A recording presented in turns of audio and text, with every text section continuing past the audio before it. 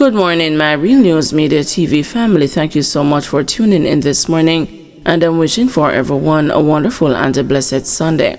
And in the news this morning, taxi operator held after high-speed chase with the cops, ganja seized.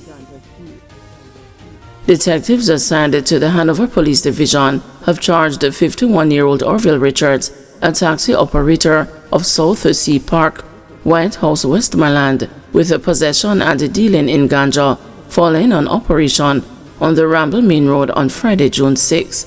Reports from the Lucy police are that at about 5:30 p.m., lawmen were in the area when they saw Richards driving a Nissan AD wagon along the roadway.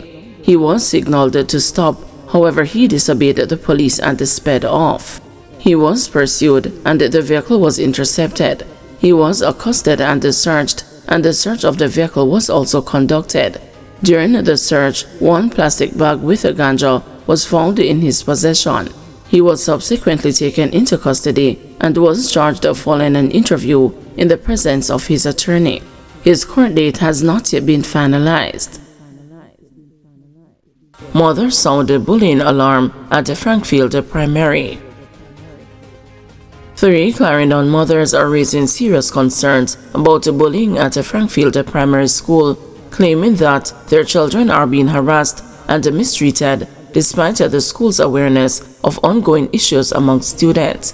"My daughter is depressed. She doesn't even want to go to school anymore," said SF, the mother of a 9-year-old girl who transferred to the school in September after the family relocated.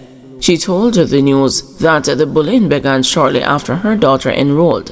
She says the child has been physically assaulted, had money and lunch taken, and suffered multiple injuries at the hands of older students.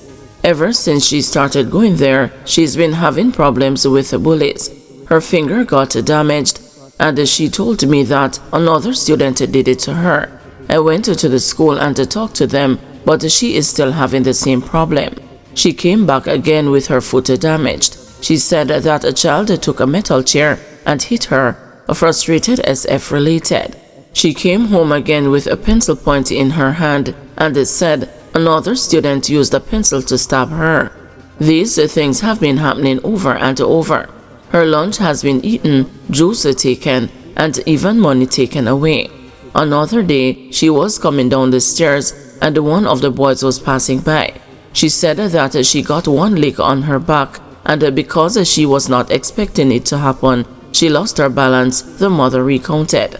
The child's most recent complaint is over a snack that allegedly fell from another pupil and was then forced into her mouth.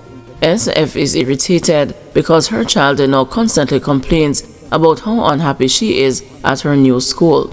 She informed the news that the events had been reported to the school, but she was dissatisfied with the school's tardy response to stop the bullying. She has gotten rebellious over time. She has refused to learn. You know what she asked me yesterday?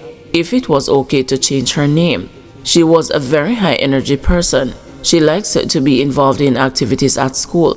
She wants to do projects. She even said to me that if they had a speech and a drama club at the school, she wanted to be a part of it, SF said. Another parent, NB, shared a similar experience. Her 6-year-old daughter, a first grader, has reportedly been tormented by older students and is exhibiting signs of severe emotional distress. "My daughter has come home complaining multiple times, and if she doesn't cry, she has begged me to transfer her from the school." She explained that her daughter had recently returned home from the school with another complaint, exacerbating her frustration. "The taximan called me up the road and told me to ask what was wrong with her. I asked and she said, 'Mommy, a little boy wet me up with water at school. She was soaked from her head to her toes. But if you go to the school and complain, it is like enough to talk.' Every time I go to our teacher and say that my daughter told me this little boy is bullying her, this little one is licking her in the head, or this little one is troubling her, it is like nobody no business."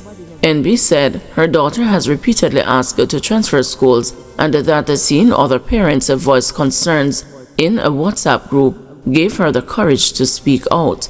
"When I was in the WhatsApp group and saw other parents talking, I just feel it's time to talk up because we are reporting it to the school and nothing is being done. she told the news. At the same time, MT said her 7-year-old son is being bullied by older boys at the school. Despite raising her concerns to the school, she claims that her child is still being physically abused by his classmates. She said that her son was recently hurt after another child caused him to fall. Two of them hold him and push paper down in him ears, so me go to the principal.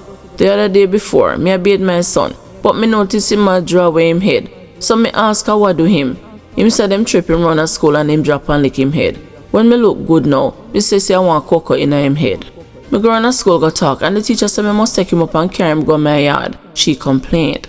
Despite admitting that there are genuine instances of bullying at the Frankfield Primary, Principal Vasper Scarlett told the news that some parents are exaggerating the problems their children are facing.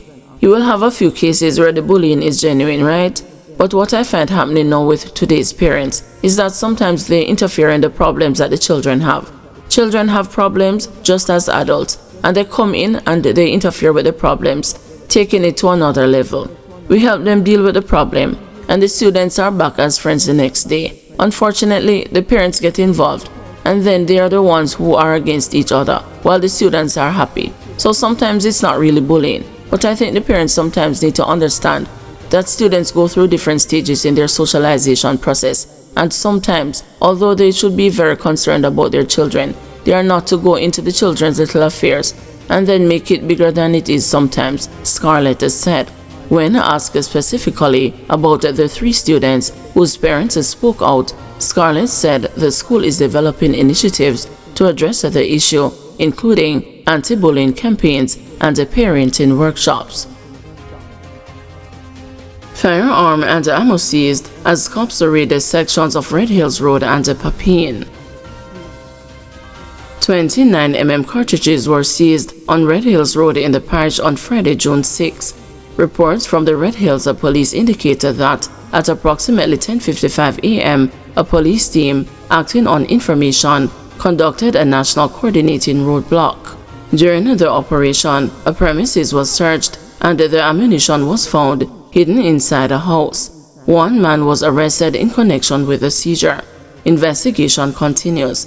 In another operation, the Halfway Tree Criminal Investigation Branch seized one Smith & Wesson 9mm pistol with a magazine containing 14 9mm cartridges following an operation in Jacks Hill, Papine in the parish on Friday, June 6. Reports from the police indicated that at approximately 4:55 p.m., law enforcement officers were investigating the area when a premises was searched. During the search, the firearm and ammunition were found.